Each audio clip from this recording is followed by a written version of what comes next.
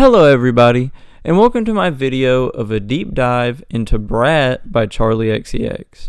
It can never be overstated how much the album Brat took over 2024, other than the other thing that one day eventually I'll get to. And this album has completely changed the outlook of pop music in general, and Charli herself as an artist. And you might be like, why is there a straight guy telling me about Brat? And to that I say, because I want to. It's an album that grew so much on me through this entire past year. It of course is known for its party and club life types of songs. But within this party, we see the highs and lows of this reality. And the person we're navigating the party through is of course Charli. But to get to know her, I want to real quick do a little background on her. Charlotte Atchison, also known as Charli XCX, was born in Cambridge in the United Kingdom in 1992. And as she grew up, quickly she got into music and even the club life, surprisingly.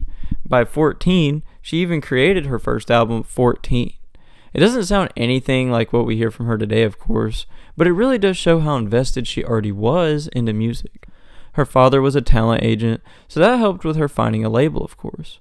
Though it wasn't until 2013 she created her first Billboard Hot 100 hit with Iconopop, I Love It, which at the time you couldn't escape. I think everyone can remember that. This same year, she created her album True Romance, which already started showing the electropop aesthetic she continued to pursue to this day. It is generally considered a decent album, nothing too spectacular, but has catchy songs. The next year, she would end up having two more hits. One in the movie A Fault in Our Stars, made based on the book with the same name by John Green. This song was Boom Clap. The other was the Iggy Azalea song she was featured on, Fancy. But then she released what I see many people say is her worst album, Sucker. It was just a fall from form from True Romance. As time would go on, she would drop different mixtapes such as the Vroom Vroom EP, which didn't really get appreciated until now, with the song Vroom Vroom, obviously. She also dropped Pop 2, which was meant to be a sequel to the genre of pop itself, which obviously is a massive undertaking, but it was actually really critically acclaimed. But in 2019, Charli would drop her album, Charli, which was also critically acclaimed, but still hadn't pushed to the top. In 2020, she then dropped, to me, one of her best albums and honestly the lockdown album, How I'm Feeling Now. In this album, she let fans actually influence the creation of, and even now, she ended up making a music video for the song Party For You, which was only on that album because she finally gave in to fully publishing it. It's an album that of course shows what she is now most popular for. But in 2022, she dropped her album Crash, which was controversial for the fan base. Even she says it was her sellout album, and fans seem to agree. And even though it wasn't as critically acclaimed, it did end up being on the Billboard 200 chart for albums at 7. So it worked in a way, but with her next album, she would end up mastering the in-between, becoming a mainstream success while also sticking to what makes her music great. And this album is Brat. The album cover itself is one of the most iconic things in music already. It was an amazing choice and fits the album so well. And with that, we can start doing a dive into each song.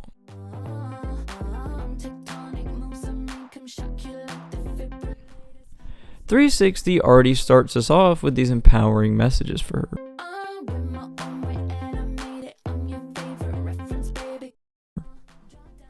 But also to instill that same messaging into the listener. She also says, which is her putting down the style of her self-called sellout album Crash. But we also see her talk about how she has influenced even the people listening.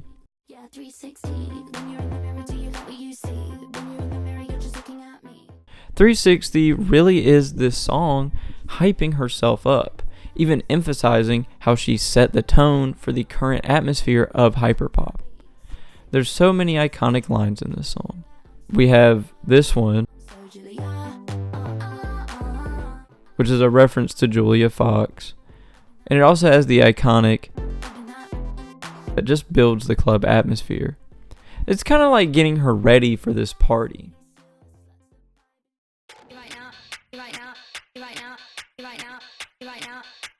Club Classics is honestly the most simple song of the album, probably. Next to Back to Back, but we'll get to that later. Just emphasizing how she wants to party with her partner and her friends. But she also says what she wants to dance to, including who is a very large inspiration to her, and she does bring them up later on. And of course she says, just emphasizing how she's empowered, but also going into this party at a high. If 360 was getting her ready for the party, Club Classics is like she's entering it.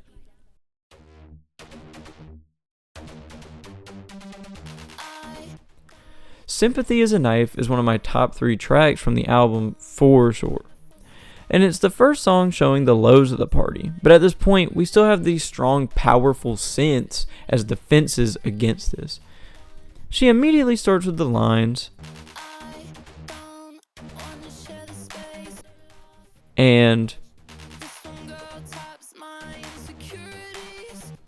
but we get her thoughts on this and then the chorus of,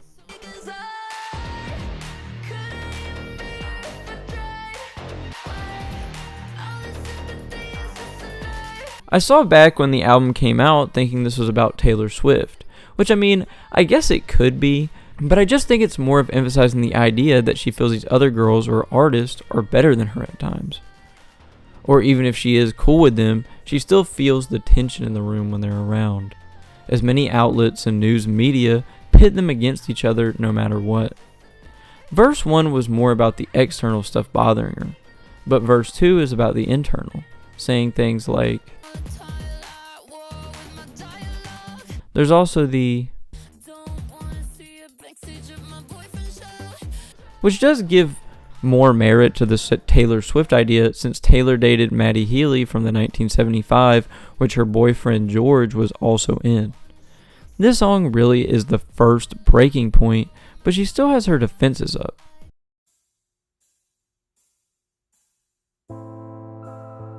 I might say Something Stupid is the first very low point.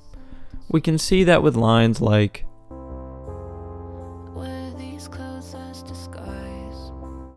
or of course,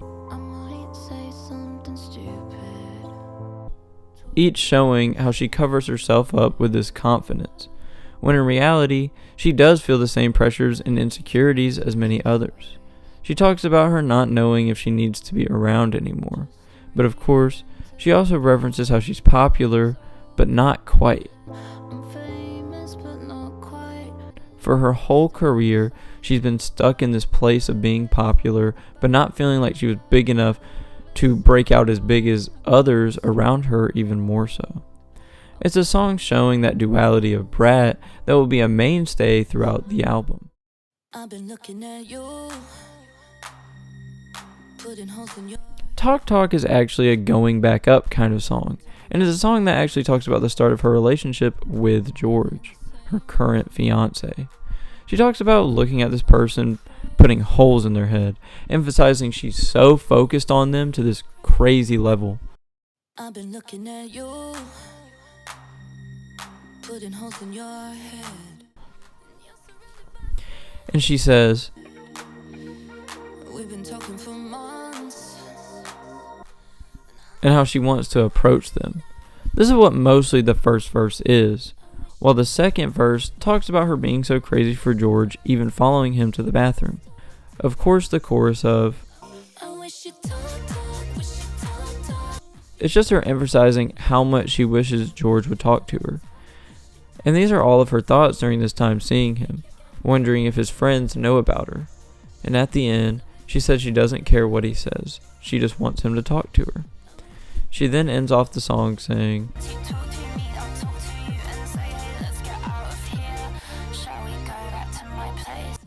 the whole song really does demonstrate someone getting very intrigued by someone and just hoping they can even talk to them, having this kind of really strong crush on them.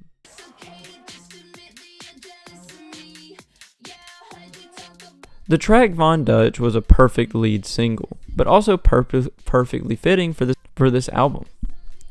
In a way, it feels like the antithesis to Sympathy is a Knife. Instead of being kept down by the insecurities, she's being empowered by what normally causes them. The line, and many more lines emphasize the idea that even if you're gossiping about her for bad reasons, clearly she's living rent-free in your head. She even talks down to those people. All these repeated lines are really to instill in you that she's on top, and she's not going to be taken down by whatever BS people throw at her.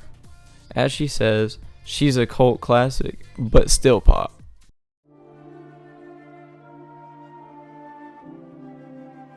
Everything is Romantic really is about how everything can be romanticized, the good and the bad, the significant and the insignificant.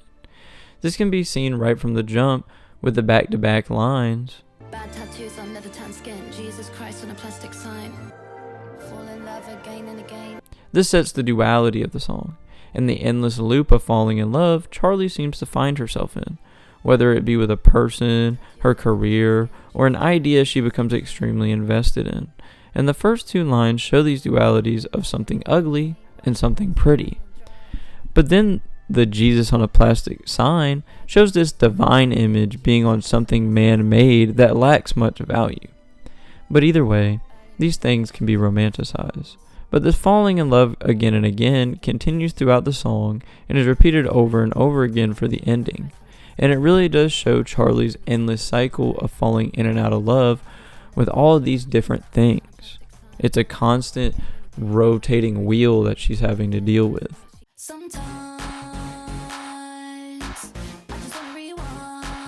Rewind is clearly a song about wanting to rewind to past days. That Charli didn't have the stresses that she has now.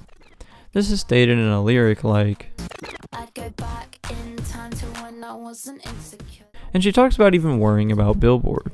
I used to never think about Billboard, but now I've started thinking again, wondering about whether I think I deserve commercial success. It shows this vulnerable side of how Charli feels about her career and music in general.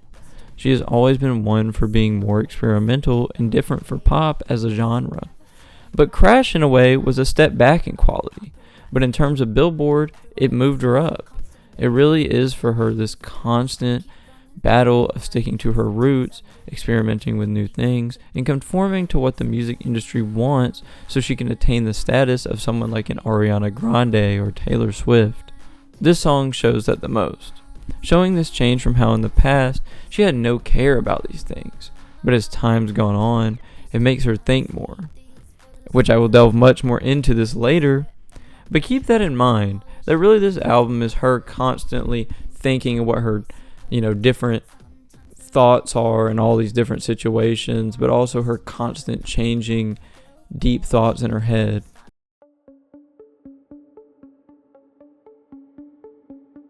The next song, So I, is clearly a song about Sophie, an artist who collaborated with her and helped inspire her to go more into the hyperpop scene, which Sophie actually passed away in 2021 due to an accidental fall. You can tell in this song how much losing someone like that affects Charli, and we can see the dichotomy of the relationship through Charli's accounts. She says lines like,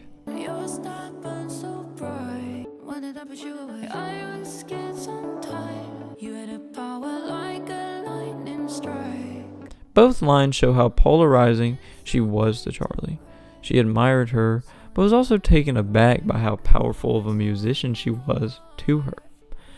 And we get to where the name of the song comes from, which is when she says, and I know you always said, it's okay to cry, so I know I can cry, so I cry. It again shows how much her personality rubbed off on Charli. The first verse is a lot more about what she wished she would have done differently. saying lines like, Wish I tried to pull you closer. You would say, come on, stay for dinner. I'd say no, I'm fine. it's a thing many people think about when someone passes away. You think of all that time you could have spent with them, and you may not have any fault to you at all. It's just how it makes you feel. Verse 2 has her talking about feeling guilty and getting a call from her. Guilty feelings keep me fractured. Got a phone call after Christmas. Didn't know how I should act. And this was the last time she had a chance to talk to Sophie before she passed away, and yet she didn't. She was conflicted and didn't want to deal with it, and she regrets that choice, of course. But at the end of the verse, she says, When I make songs, I remember things you'd suggest. Make it faster. You like this one?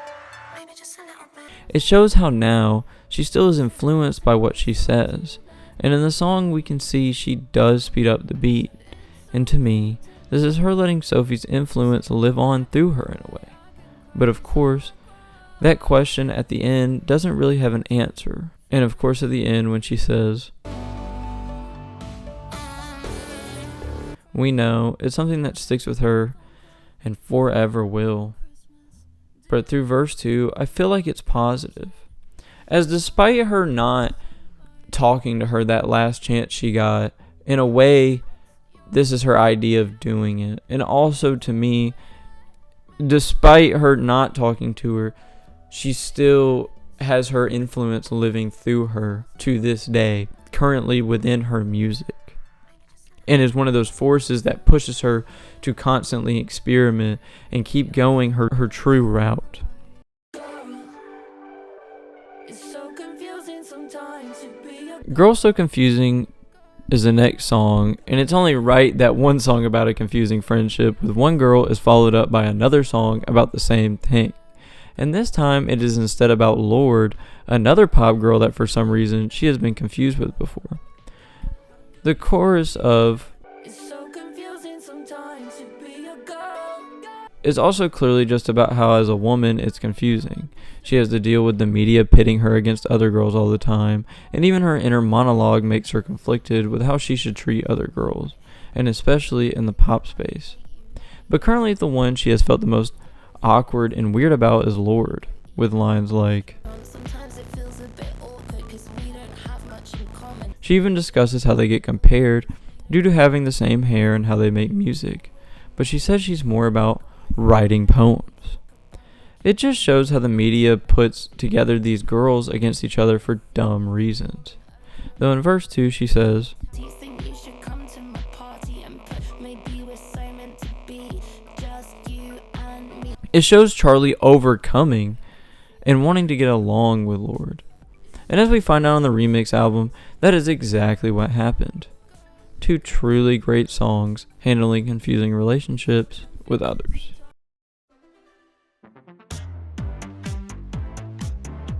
Apple is a song about how Charli feels towards her parents. The line, I can see you don't fall far from the tree 'cause I've been looking at you so long now I only see me. clearly shows that, and it shows how over time how she has felt towards her parents in a way that has caused her to become just like them, the good and the bad.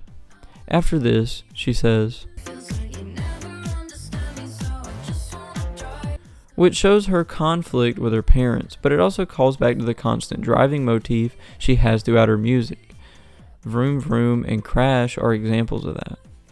In verse 2, she says the line, I wanna grow the apple, keep all the seeds. which is her hinting at something that comes up later to me, like it really feels like it's foreshadowing. But is this want to have a child one day but prevent it from having the same issues as her and her parents have had. And verse 3 is where she kind of confronts it all at once, saying, I think the apple's rotten right to the core. From all the things we've done, from all the apples coming before. it really establishes the idea of how she feels maybe this generational trauma or just issues in general have been passed down through her family. And she finds this whole idea scary that she is in so many ways like her parents. Up to this point, She's told us where she goes when she feels the worst, which is just on a drive. But at the end, she asks,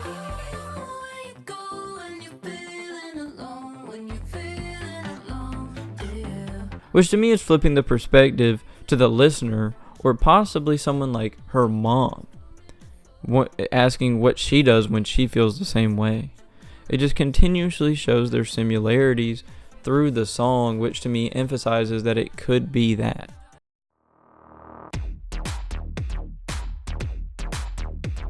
B2B, or Back to Back, is clearly a relapse of sorts, or at least an acknowledgement of the endless loop she's found herself stuck in we see through the album.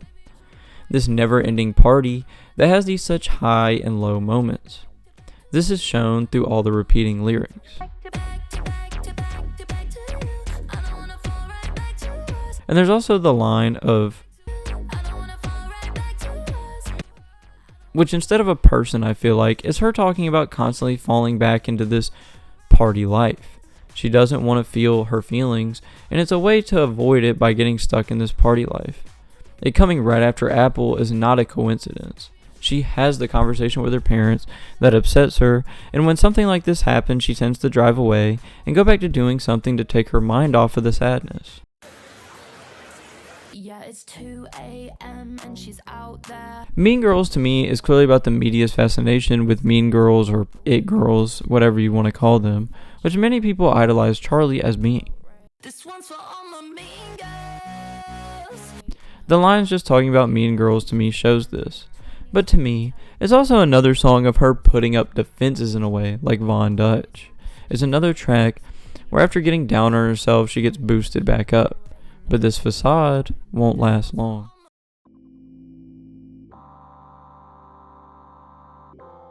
I think about it all the time. I'd actually say is my favorite track. I know it's simple, but to me it's really effective. And I get, maybe a lot of people don't appreciate it. Maybe they just really like the poppier songs, and I understand that completely. Literally every song on this album is amazing. But to me, I think about it all the time, is to me Charli's resolution to the entire problem of the album, or at least a diagnosis of what it is. The album I'm about to bring up, I know, is completely different and not all the same, and you're gonna be like, how in the hell are you comparing them? But in really subtle ways to me, this album reminds me of Damn by Kendrick Lamar. The idea that you can find a resolution or come to like this conclusion, but not every problem is solved, which I get is in a lot of albums like KOD by J. Cole, and I mean many others. This isn't like some revolutionary idea, but it's something I really appreciate in these, and I think is done well. And what they end up coming to is that the only way to fix the problem is just to continue going on and maybe eventually break the cycle. Like the song God and Damn, I think about it all the time, acts in a similar way, though her solution is extremely different. The song really is about what she thinks about, but what she mostly thinks about is having a child. But I finally met my baby, and the baby might be mine.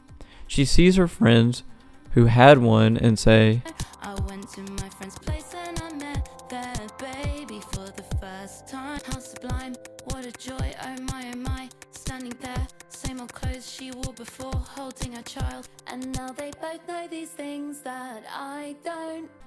It shows how before she was scared of time passing and having something like a kid and feeling like it would completely change her and throw her life out of balance.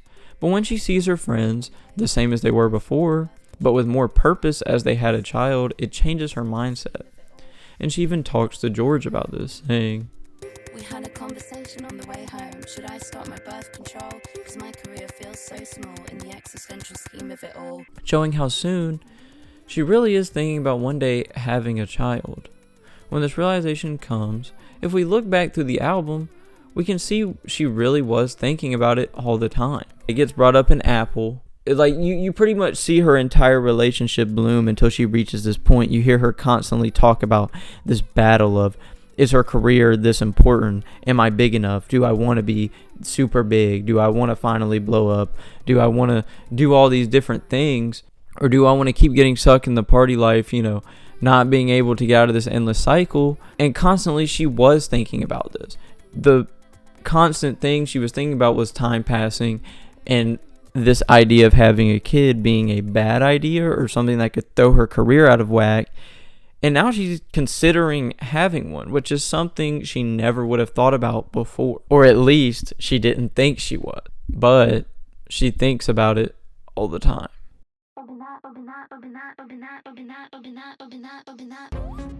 365 is a changed up version of 360, but that's really it.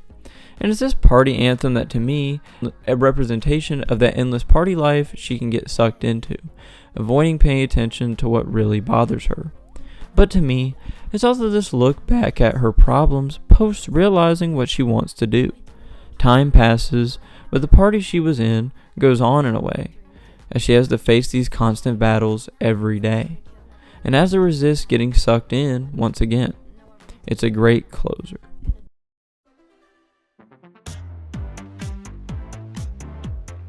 Brat is truly a masterpiece, and it took time to grow on me. 365 days, in fact. I always thought it was decent and understood why it was so liked, but once I spun it a few more times and really listened to what she was talking about, I came to appreciate it so much more. Charli shows her constant daily battles she faces through this never-ending party shown in the album.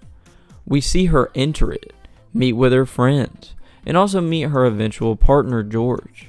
We see her come down from the high and be faced with her insecurities, and then boost back up to spit in the face of everyone doubting her. We see her confront her confusing relationships with other artists like Lorde and Sophie, and even see her break down how she feels about her parents and the things she got from them, including trauma. We see the endless cycle she experiences of trying to build back up from the lows and back to back, and everything is romantic.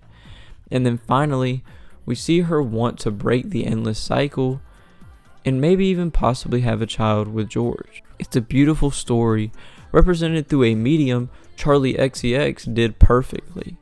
It isn't just a party album, it's discussing through this idea of a party, this life that she has to experience, that everyone does. No matter how old you are, how successful you are, or what life you're living, time passes, and a lot of people have a hard time facing that.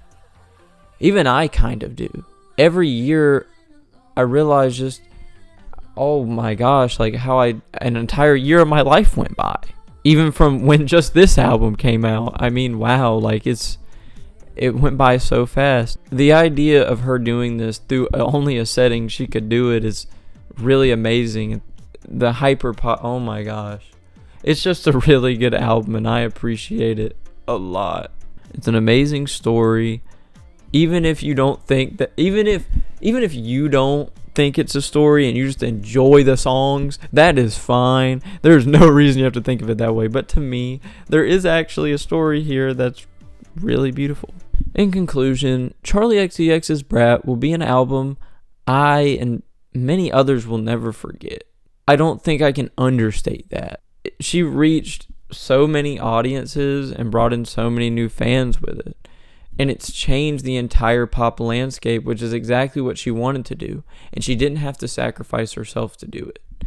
And now she can continue just doing whatever she wants, but with the acceptance that now time is passing and she can live her life however she wants instead of worrying about that exact thing. I hope all of you enjoyed this video, and please listen to the album if you haven't. I would really hope you have if you're watching this video, but if you haven't, I would suggest doing it. And also, if you like music analysis, or if you like any deep dives, you should check out any of the videos on my channel. But if you like music deep dives, I have a playlist for it. And you can also watch my last one, which was my Imaginal Disc video, which is another pop album I think that was really amazing from the same year. But again, I really hope you all enjoyed watching. I know it's been a minute, but I've been trying to get this video out. I just got busy. Any feedback at all is so appreciated. But anyways, I've been Colton. And if you enjoyed the video, please like, comment, and subscribe if you feel like it. Thank you for watching, and as always, stay safe.